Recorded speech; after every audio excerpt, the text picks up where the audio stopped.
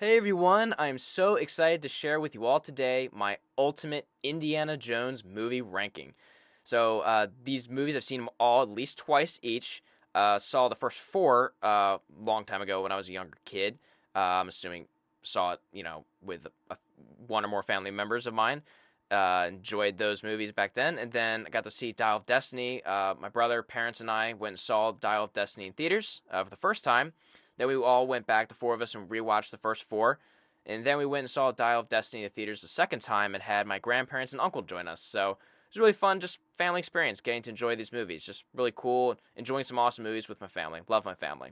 Awesome experience. And today I'm going to share, with you my thorough thoughts and analysis on these movies since I'm gotten pretty familiar with them, right? So without further ado, let's go ahead and dive in on how I rank these five awesome Indiana Jones movies. So, in fifth and last place, I have Kingdom of the Crystal Skull. To help me explain why I have this movie ranked here, and also to help me for the rankings of the other four movies, I'm going to be using these categories that you see here.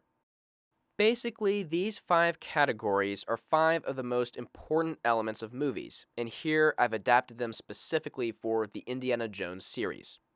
Now, I'm not using these categories so that I can form any kind of rigid point system. So I'm not going to be ranking each of the movies based on these five categories so that I can add up points and use those points to determine my ranking. My ranking is much more holistic, and I'm considering, an infinite number of factors when deciding how much I like each of these movies. Nevertheless, I think it's still, important to discuss these categories so I can guide my discussion with you all here in this video, and then also just so you all are aware of, five of the most important factors that I'm considering. So I think this is going to be really good. So without further ado, let's go ahead and discuss my rankings for Kingdom of the Crystal Skull in each of these five categories. So here are my rankings. Let's go ahead and start at the top. Story. I have Crystal Skull in fourth place on story. Because it's not that good.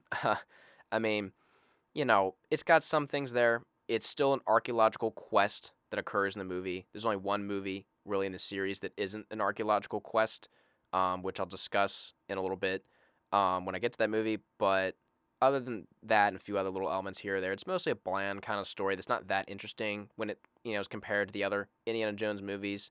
And the kind of climax, or like the big moment when they kind of finish the quest, like basically the what they're searching for, like with everything with the aliens and stuff, just doesn't really end up being very satisfying. It's not really that interesting or exciting when they finally get return the crystal skull to the alien skeleton and the aliens combine, then the ship leaves. It's just, nothing really interesting happens. It's just like kind of like a flop you've been waiting for the whole movie, and just nothing that interesting happens. So overall, I just think this is kind of a disappointing story when compared with the rest. So that's why I give it a ranking of fourth in story. Now, for the category of Indiana Jones himself, I have Crystal Skull ranked fourth here, and that's mainly just because Indiana Jones is older. So, spoiler alert, fifth place is Dial of Destiny because that's where he's the oldest in the series.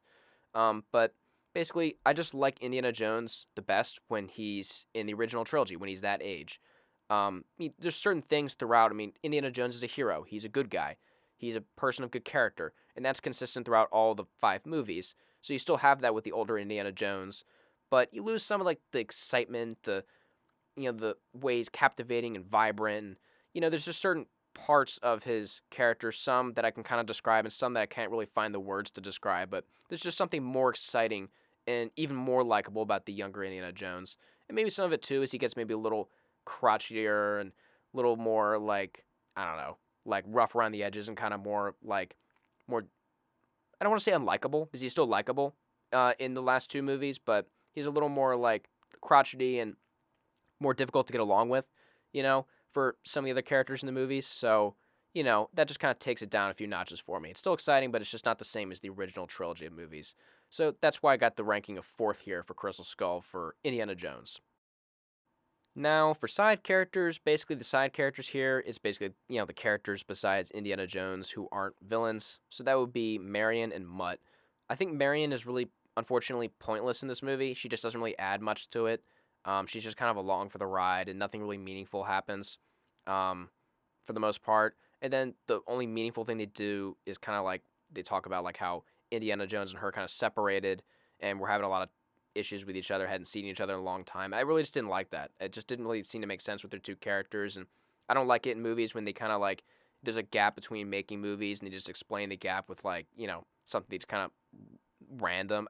I don't really see that. It just doesn't really make sense to me. I don't know. Marion separating from him and all the problems they were having and the whole thing with like Indiana Jones, like they were supposed to get married and he like backed out of it. Just doesn't seem in line with Indiana Jones's character. Like the fact that he's like a person of like integrity. It just didn't seem like something that would happen. They seemed like just by the end of Raiders of the Lost Ark, they had formed a really tight bond. It just doesn't really make sense. It just seems like some kind of bullshit they came up with to explain why Marion, wasn't in the Last Crusade and there'd been this giant time gap and she wasn't, around. I don't know. Just seems like a bunch of BS to me, to be honest. So I didn't really like what they did with Marion here at all. Then Mutt's a mixed bag, but I do kind of like him in some ways. I think he is interesting. He adds some cool things here.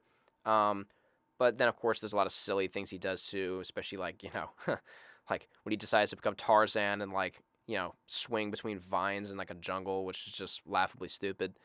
And there's just some things about like, the fencing fight and stuff like that. I don't know. There's some silly things about his character, but overall, he is kind of interesting. I think he has much more of a purpose here in this movie than Marion.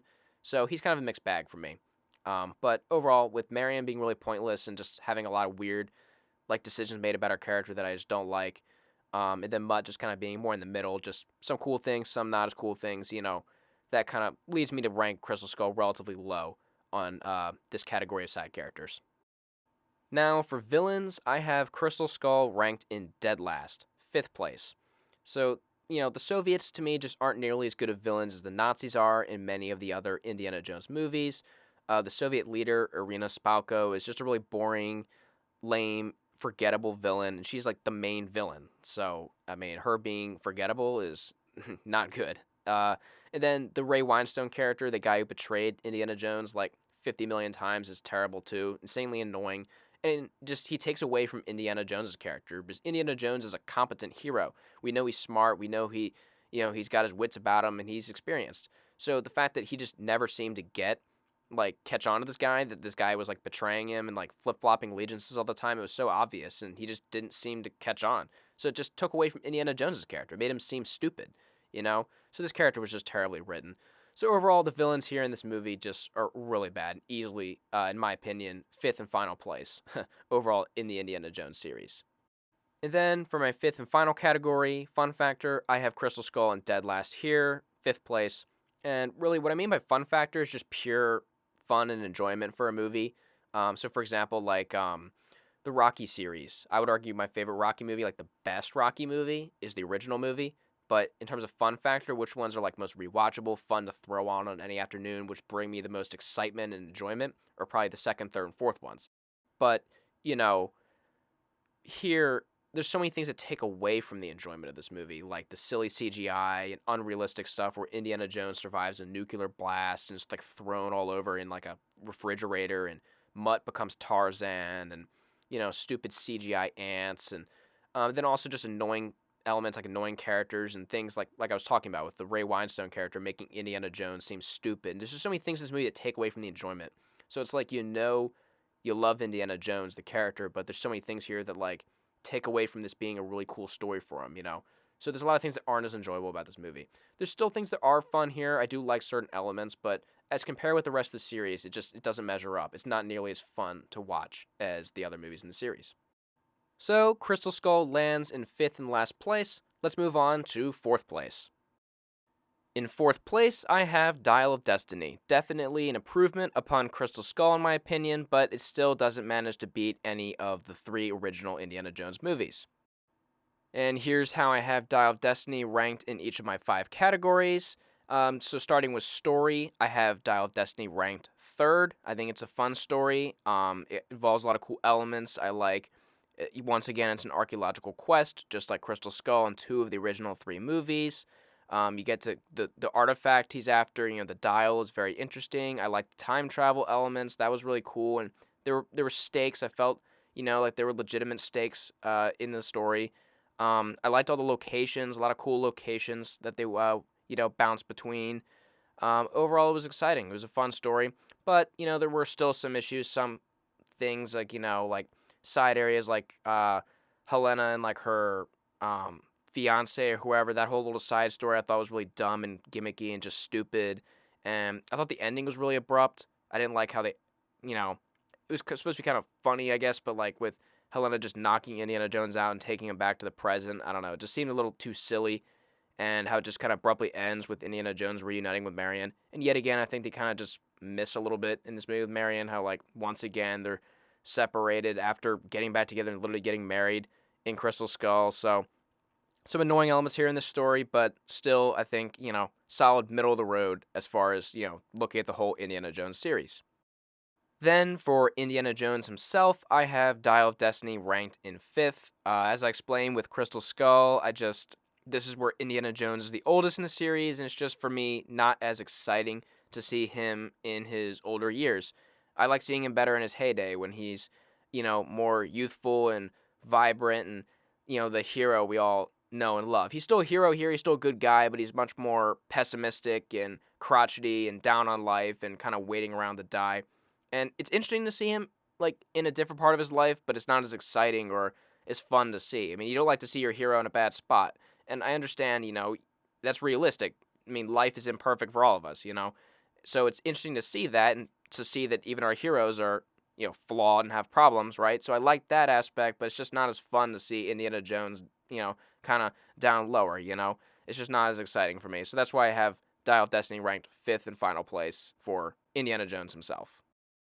Then for side characters, again, got another fifth place, last place ranking for Dial of Destiny. The main side characters here are Helena and Teddy, and I guess like the Antonio Banderas guy. But the two main side characters here are Helena and Teddy, neither of which are really great side characters in my opinion, especially Helena. I just find Helena is mostly insufferable throughout this whole movie. Her backstory is weird. She's all over the place in terms of her personality and motivations and goals, and it just kind of bounces back and forth. It's really confusing, and she's kind of an annoying person, frankly. I mean, she gets better at the end, but she's just very annoying to me. I just really didn't enjoy her character much at all. And then Teddy, I think is fine. He's kind of a bit of a copycat off of Short Round. There's some things I like better about Teddy. There's some things I like better about Short Round. They're pretty comparable. He's fine. He's just nothing amazing, but he's fine.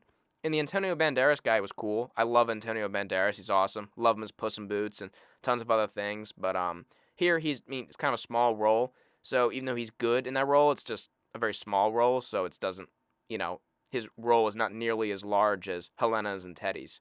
So overall, fifth place for side characters. But I mean, again, not terrible. But I think definitely last place in the entire series. Then for villains, I have Dial of Destiny ranked in third place. I think the villains are solid here. I like having the Nazis back as the villains in this Indiana Jones movie. They're only not the villains in Temple of Doom and Crystal Skull. So I like having the Nazis here. I like Voller. I think he's a good villain. Mads Mikkelsen's a great actor. I think he plays a lot of really good villains like La Chiffre and Casino Royale, the James Bond movie, and I think he pulls off another really great villain role here. So I think the villains are solid. They don't quite get to the level of some of the villains we've seen in the original trilogy, which I'll get into later, but still solid. So third place here. And then finally, for fun factor, I have Dial of Destiny ranked in fourth place. It's a fun movie. I like it. It's definitely an improvement upon the fun from Crystal Skull.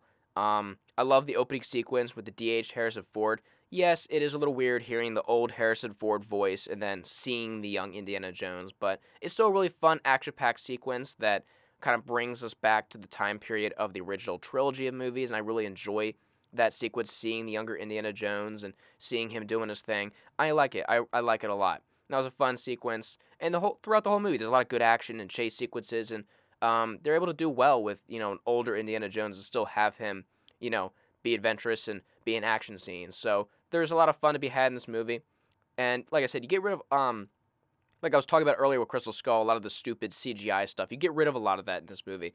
Dial of Destiny did a good job of eliminating the ridiculous gimmicky stuff with Mutt being freaking Tarzan and Indiana Jones surviving a nuclear blast and all that kind of stuff. With the exception, of course, of the scene with Voller on the train. I'm sure many of you noticed this, but when Voller is on the top of the Nazi train confronting Indiana Jones, he gets like Voller gets just whacked right in the face. He gets destroyed and knocked right off of the train. Yet when we go ahead in the movie to the 60s, not only is he alive, but he's completely fine, not deformed at all, not damaged, just no sign of like whatsoever that he ever was like hit off that train. And I'm sorry, but in all likelihood, this would absolutely kill you. But if somehow, miraculously, this guy survived, I mean, there's no way you would show no signs of that. Like, I mean, you'd be so damaged. I mean, it's just absurd. But it's just like one little thing. It's easy enough for me to forgive and forget about it. It's not nearly as bad as what Crystal Skull had. So, anyways, overall, I could look past the Voller thing. It's kind of funny. And overall, this movie does a much better job with getting rid of that stupid gimmicky stuff and having a more fun adventure. So this is a fun movie. Not as fun as any of the original trilogy movies for me, but still a fun movie. So overall, Dial of Destiny lands in 4th place for me, beating Crystal Skull, but not quite managing to beat any of the original trilogy movies. Now, let's move on to 3rd place. In 3rd place, I have Temple of Doom, and this is a very unique movie in the Indiana Jones series in my mind, and that kind of results in it being a little all over the place in my category rankings, as you can see. So let's talk about story first. I actually have Temple of Doom ranked dead last in story, 5th place, and that's for a few reasons. One thing is I guess just a lot of the horror elements of the story. I'm not a huge fan of horror. It's just not my thing. Most horror movies, honestly, I would even go to say as I hate most horror movies. There's some horror stuff I like, and I definitely do not hate this movie. I like this movie, but the horror stuff just I don't know. It's just not really my thing. So very few horror movies and shows and kind of themes can actually entertain me. And I would call this an exception because I do like this movie, but it still brings it down a little for me. I'm not a big fan of the cultists or the voodoo and the sacrifices and the pulling the heart out of the chest and the hypnosis, like when Indiana Jones is hypnotized and controlled. I'm just not a big fan of all that. It's not my thing. So that brings this movie down a little bit for me, or I would say a good bit for me. And then this, as I've been kind of, mentioning throughout this video until this point, there's only one movie in the Indiana Jones series that isn't about an archaeological quest, and Temple of Doom is it.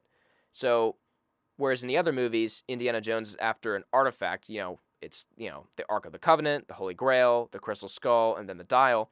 Here, he actually just stumbles upon the Temple of Doom kind of, completely unintentionally.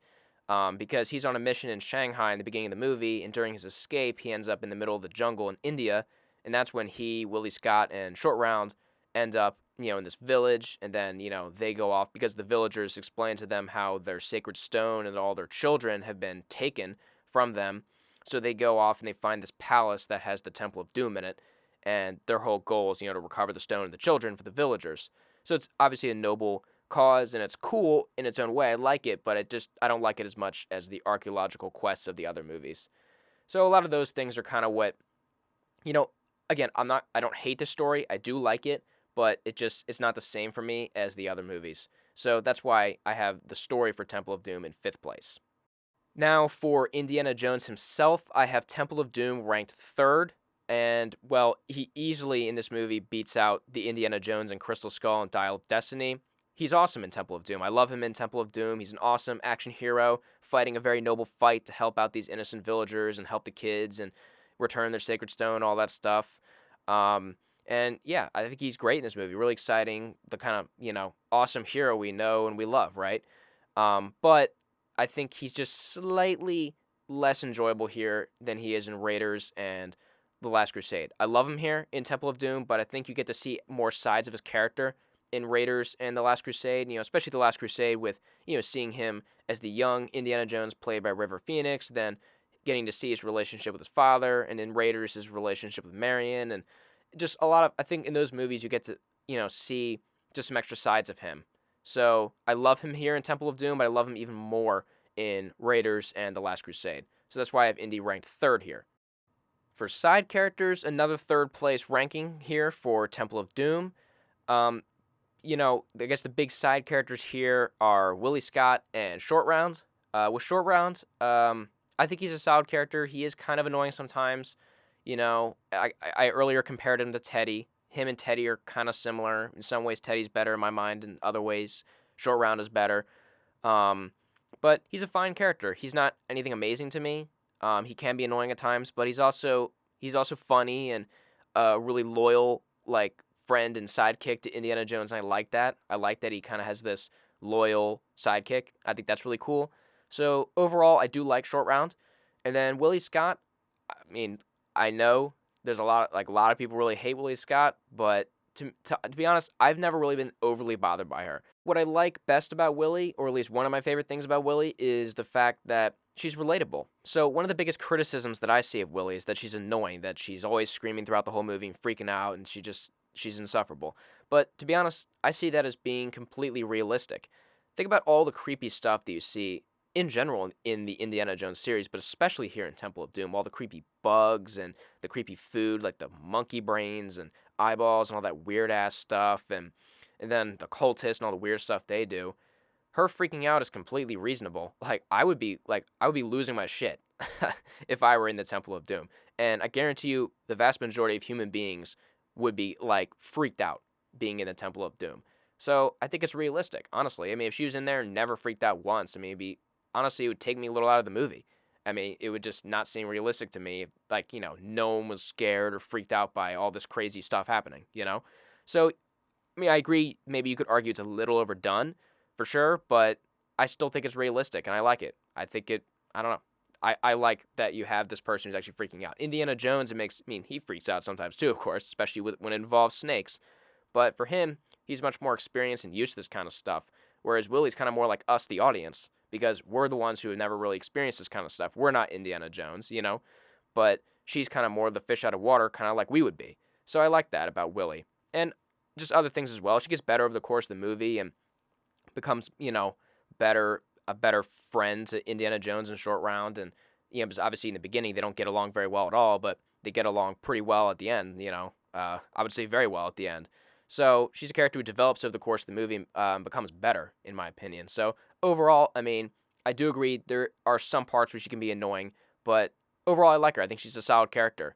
So I think her and Short Round both have their problems, but overall, Willie Scott and Short Round are characters that I like and enjoy in this movie. So third place for side characters in Temple of Doom.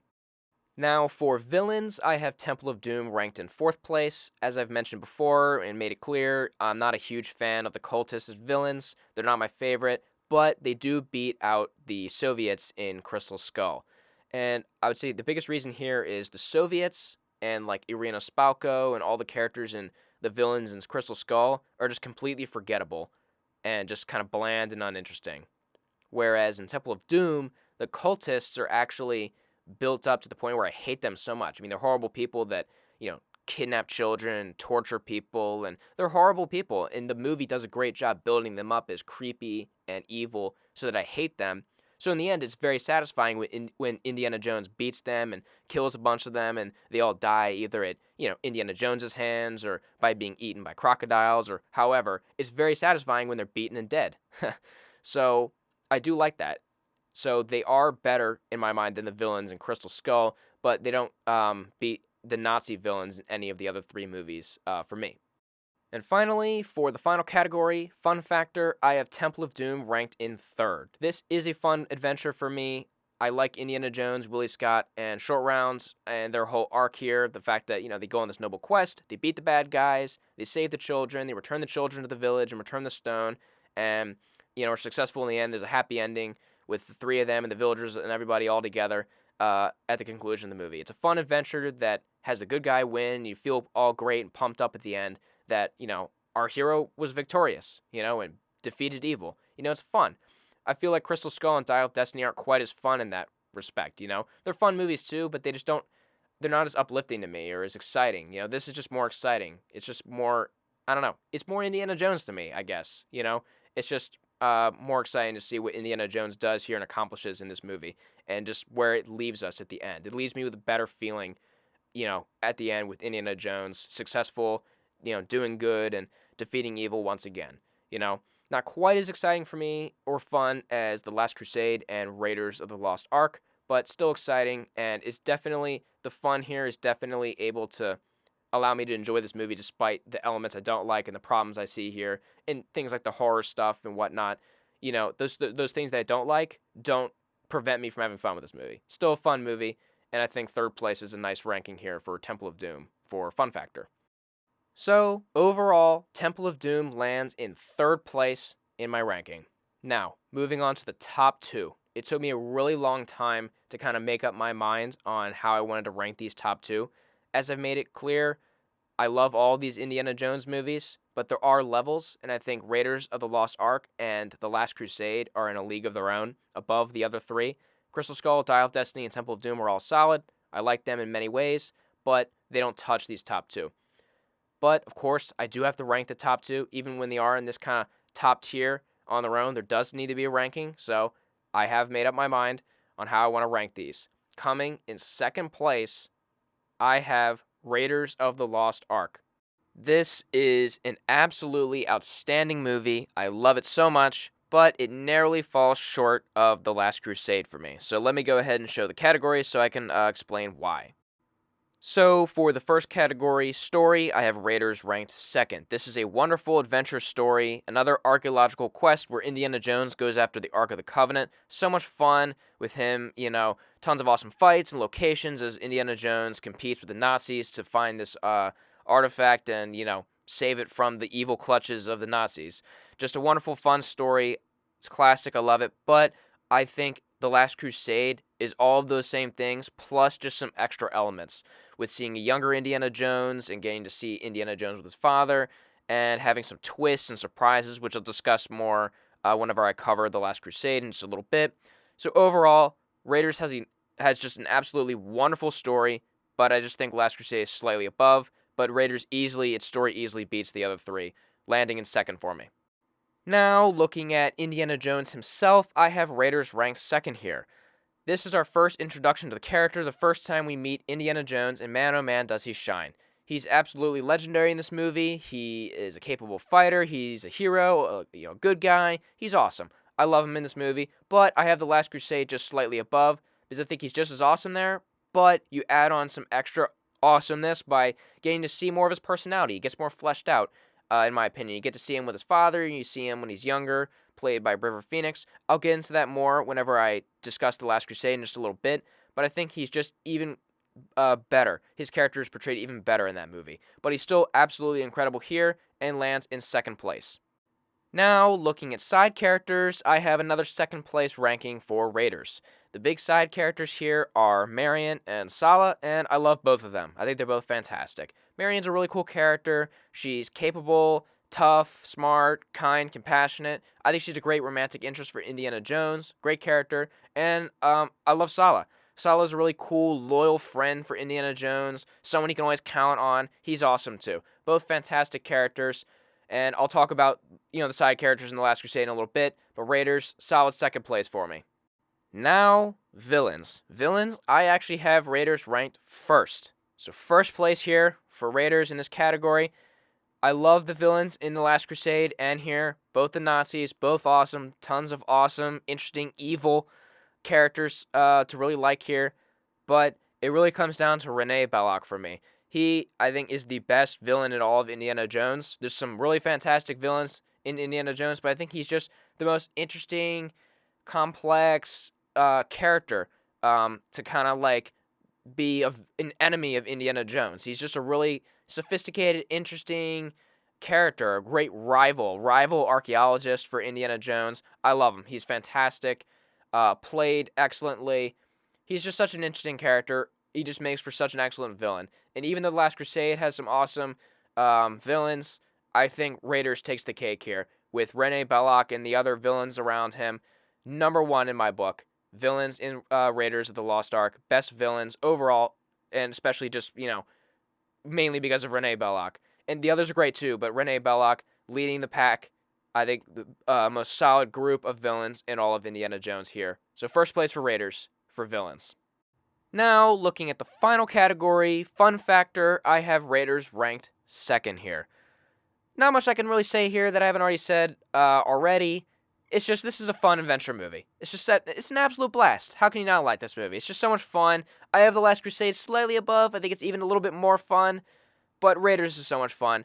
Excellent movie, so much fun. Second place here for fun factor, and overall, I have Raiders of the Lost Ark in second place. Now, let's go ahead and talk about my number one pick, The Last Crusade. So, I may very well end up repeating myself some here, because I've already discussed The Last Crusade some while discussing the other movies, but this is my number one pick, so I definitely want to give you all a nice thorough review, an overview of, why I love this movie so much. So, let's go ahead and dive in. So, for story, The Last Crusade is an easy number one pick for me, and that's mainly because this movie, in my opinion, is just such a wonderful blend of genres and characters. So, for genres, you got comedy, lightheartedness, humor. It's just a funny movie, and you mix that with, your typical awesome Indiana Jones action and adventure, and couple with that action and adventure is, suspense and tension and a real sense of danger and real stakes. Things that make us worried for our hero, the hero that we love and are rooting for, Indiana Jones. And then you got twists and turns in the story too, with two big betrayals, from two big characters, Elsa Schneider and Walter Donovan. Things that we're not expecting to happen, change things up and make it interesting and exciting. So this is just a really exciting blend of genres that just really succeeds. A lot of times movies that try and mix a bunch of different genres just don't do it right. It just feels wrong. It just doesn't work, But here I think it absolutely does work, and the movie's better for having this blend of genres. And then characters. You got a lot of really cool characters here, characters that we've seen before in the Indiana Jones franchise, and then new characters that we're seeing for the first time in this movie. And you got heroes, and you got villains, and you just got all different kinds of characters with different backgrounds and different goals and motivations, all converging on this quest to get the Holy Grail. So it's just really exciting to have all these different genres and all these different characters, and they really make this story really, really special, and in my opinion, the number one story in the entire Indiana Jones franchise. So for Indiana Jones himself, his portrayal in this movie is, in my opinion, the best in the entire franchise, number one. And that's because we get to see so much more of who he is as a person and get to see his personality fleshed out. We get to see him when he's younger, played by River Phoenix, and we get to see his relationship with his father fleshed out throughout this entire movie. So, at least in my opinion, it's very obvious that Henry Jones Sr. was not a very engaged or loving parent. He was someone just obsessed with the Holy Grail, and he made that his life's work, and that was clearly taking up way more of his time than, the amount of time he spent with his son. And you can tell it took a toll on Indiana Jones. I mean, throughout this movie, there's a certain amount of bitterness and resentment he has towards his father. He still cares about him, of course, and loves him, but there's definitely a sense you feel like he was kind of abandoned by his father. He was secondary. He feels like he was secondary in his father's life. And really, honestly, I mean, at least from my perspective, that's a very reasonable thing for Indiana Jones to feel, because his father really wasn't, at least from what we see in the movie, he wasn't really there for him. He wasn't a very loving, supportive parent. He was someone who was very disengaged from Indiana Jones's life. And that's just sad to see. I mean, I can, as an audience, we can put ourselves in Indiana Jones's shoes and immediately understand how that would just be a terrible situation to be in, And it's an unfortunate thing that, to have, a parent that's not really engaged in your life, and that can take a toll on you mentally and physically, So, it makes me sympathize with Indiana Jones and feel bad for him that he's in this kind of position, And unfortunately, this is something that happens in real life too, and it's a sad thing. Reminds me, I'm so incredibly lucky to have wonderful parents who love me and are supportive and engaged in my life, So it's definitely something that I can sympathize with Indiana Jones. It makes it meaningful. It's a meaningful connection to the character. But in the end of the movie, right, my friend Plo Kool pointed this out, so I want to give him credit for this. He mentioned this on his Instagram. At the end, despite everything that's happened with their relationship, right? At the end, when Indiana Jones is trying to save the Holy Grail, everything's collapsing around all the characters, and Indiana Jones is reaching off this cliff to try and grab the Holy Grail. It's very close. It's a hair's length away, and his father's holding him up and saying he can't hold him anymore. And Indiana Jones is saying, "Hey, I can get it. I almost have it." And Henry Jones tells him, "Let it go. Let it go." Right? And it's just a beautiful moment, because what it really shows is, despite how imperfect Henry Jones Sr. Is as a parent, and everything that's happened in the past, he still loves Indiana Jones. He still cares about him, and despite dedicating basically his whole life to finding the Holy Grail, he still cares about Indiana more than the Holy Grail. So he wants to save his son and let the Holy Grail go. It's a really beautiful moment. It's kind of like, I wouldn't call it redemption. Is more. I think it's more of like, definitive proof of what I think Indiana Jones already kind of knew.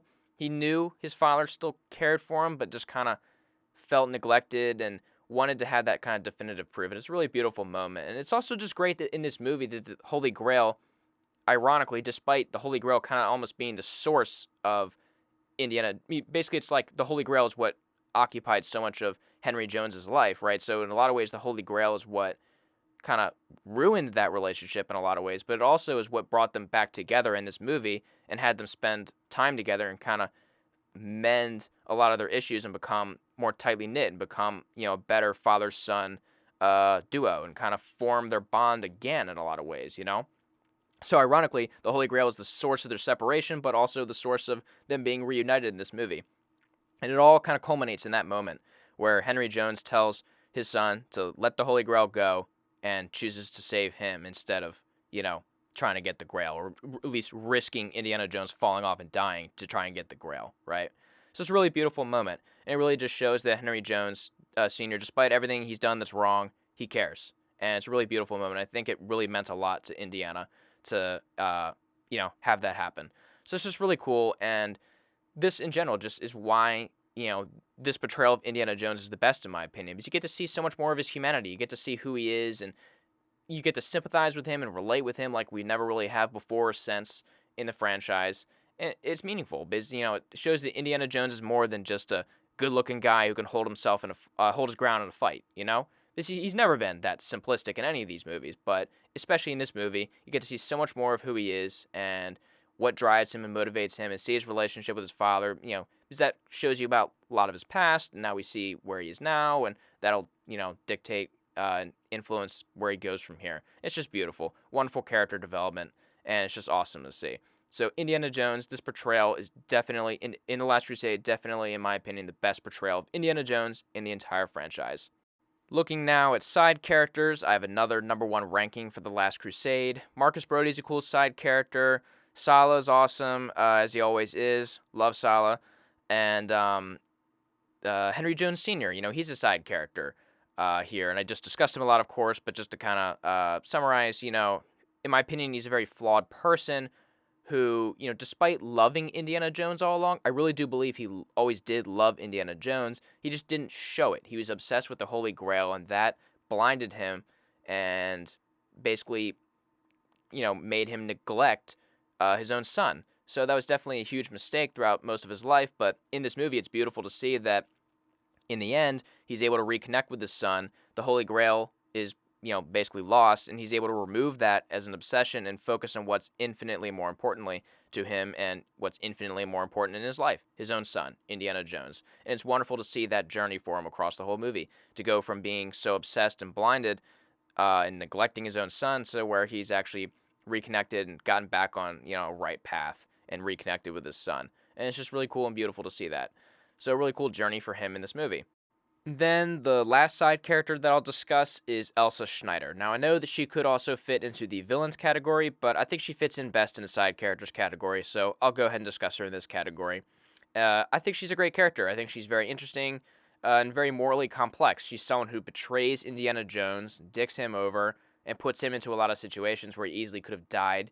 But then she later ends up betraying Walter Donovan, who's a total douchebag, and ends up helping Indiana Jones to save his father. She helps him to get the Holy Grail so he can save his father. And I think, his father likely would have died without Elsa Schneider's help. But then Elsa Schneider succumbs to her obsession over the Holy Grail. So Henry Jones Sr. was also obsessed with the Holy Grail, but he ends up making the right decision to save his son, and the two of them get out of there and leave the Holy Grail, whereas Elsa Schneider dies trying to get it. But my point is, it's just a very interesting journey she goes on in this movie, and she's just a very good side character in the film. Now, looking at villains, another great set of villains here, but a number 2 ranking here for me. The only non-first place ranking for The Last Crusade for me. And that's because even though these villains are great, I love them. You have the Nazis. I think, again, as I've said before, the Nazis are the best villain for Indiana Jones. They're my favorite villains in these movies. And here you got Vogel, who's a great villain, and Walter Donovan, and like I said, a little bit of Elsa Schneider being partially a villain. Um, so just a great set of villains, but for me, it just doesn't quite beat the original Indiana Jones villains, the original Nazi Indiana Jones villains in Raiders, especially with Rene Belloc. Like I said, I think Rene Belloc's the best villain in the entire Indiana Jones franchise. So, Raiders of the Lost Ark gets the edge here for me and gets number one, and The Last Crusade second place. But still a great set of villains. Love the villains here in The Last Crusade. And then finally, my last category, fun factor, another number one ranking for The Last Crusade. This movie really has it all in terms of fun. A wonderful, awesome, fun action adventure with great humor and exciting battles and fights and thrills. And it's just a roller coaster ride of just awesome, fun, exciting stuff. Everything you'd want from an Indiana Jones movie. So another easy number one ranking here for me for fun factor for The Last Crusade. And overall, The Last Crusade I have is my number one best Indiana Jones movie. All right, so now we've finished. Gotten through my entire ranking, and my final ranking for the Indiana Jones movies are number 5, Kingdom of the Crystal Skull, number 4, Dial of Destiny, number 3, Temple of Doom, number 2, Raiders of the Lost Ark, and number 1, The Last Crusade. I hope you all enjoyed this video. I know this is a long video, but I really wanted to, do these movies justice and thoroughly analyze them, especially since I've seen them all multiple times and feel like I know a lot about them. So really wanted to spend some time. Thank you so much for everyone for watching, whether you just kind of skimmed through just to see my ranking, or whether you watched every single second. Thank you all so much for spending, whether you spent a second on this video or spent the entire, watched every single minute of it. Really appreciate you. Thank you, especially those who stuck through and watched this whole thing. Thank you all so much. Really appreciate you all. I hope you enjoyed this. Please comment below your thoughts. I'd love to hear what you think. How would you rank these movies? Love to, hear from you all. So I look forward to hearing from you in the comments section below. And thank you all so much for watching. Really appreciate and love all of you. Thank you so much.